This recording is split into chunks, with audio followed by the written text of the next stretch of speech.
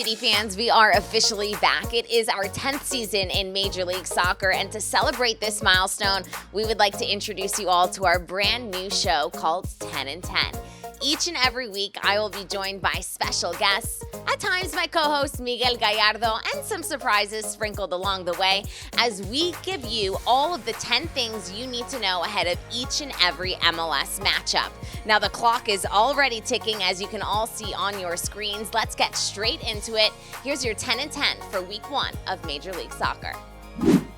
Now, right off the bat, let's address this set. No, I'm not in front of a green screen. This is Victoria, Canada, because Orlando City officially started their 2024 season right here in a CONCACAF Champions Cup tie. Now, they will officially begin their MLS season once again on home soil on Saturday, meaning they have 3 matches across a span of just 1 week. The Lions, though, they are ready to roar right out of the gate. Now, before the Lions officially take to the pitch in their first MLS match, we gotta talk about the kit.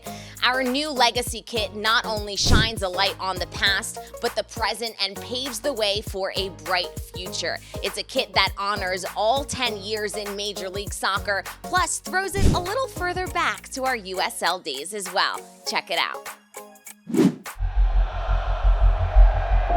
Celebrating our 10th MLS season is a milestone that deserves honor. But it's important to remember that our journey began long before that inaugural season. Just ask our supporters. We've had to earn their trust, engage with our community, hoist a few cups, and even build a new home, just to make it to our first MLS match. Time brings change. Players come and players go. Results ebb and flow, but some things endure. Our undying passion, relentless dedication, unyielding spirit, then one immutable truth. You can't create purple without red.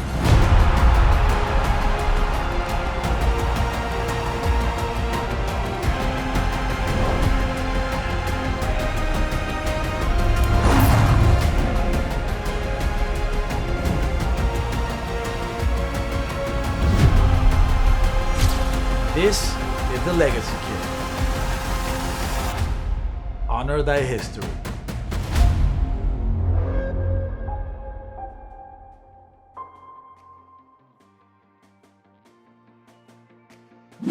Be sure to pick up your legacy kit while supplies last. The second Orlando City wear this kit on the pitch, you know it's going to be a sellout. And new kits aren't the only thing that's new this season. We've got some new faces who are ready to light it up in purple.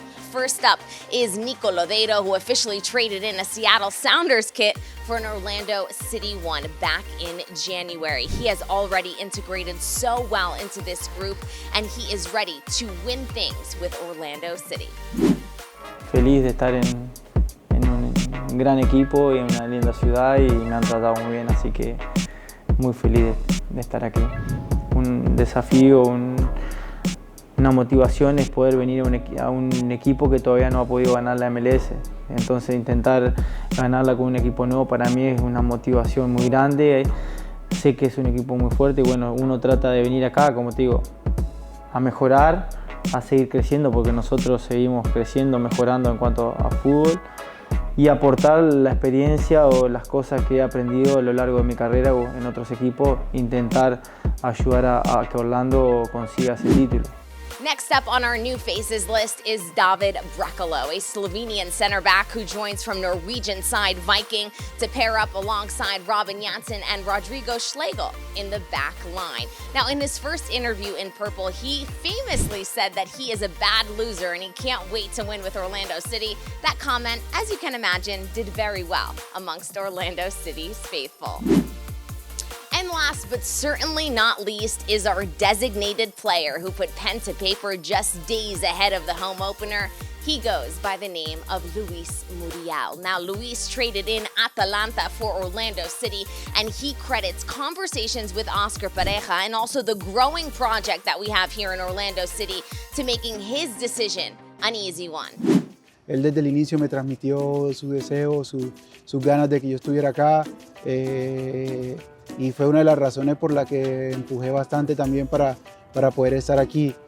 Lo más importante es la evolución del equipo, el constante crecimiento que tiene ese equipo, lo importante que ha sido en los campeonatos en estos últimos años.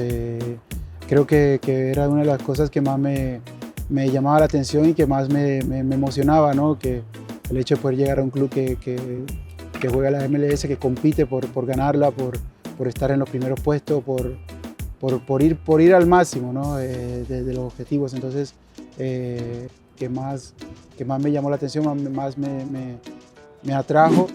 And after scoring over 150 goals in his career, I asked him the important question too. Has marcado 151 goles en tu carrera. ¿Cuántos vas a marcar esta temporada? No me gusta hablar de números, Vale. Yo espero que sean muchísimos, de verdad.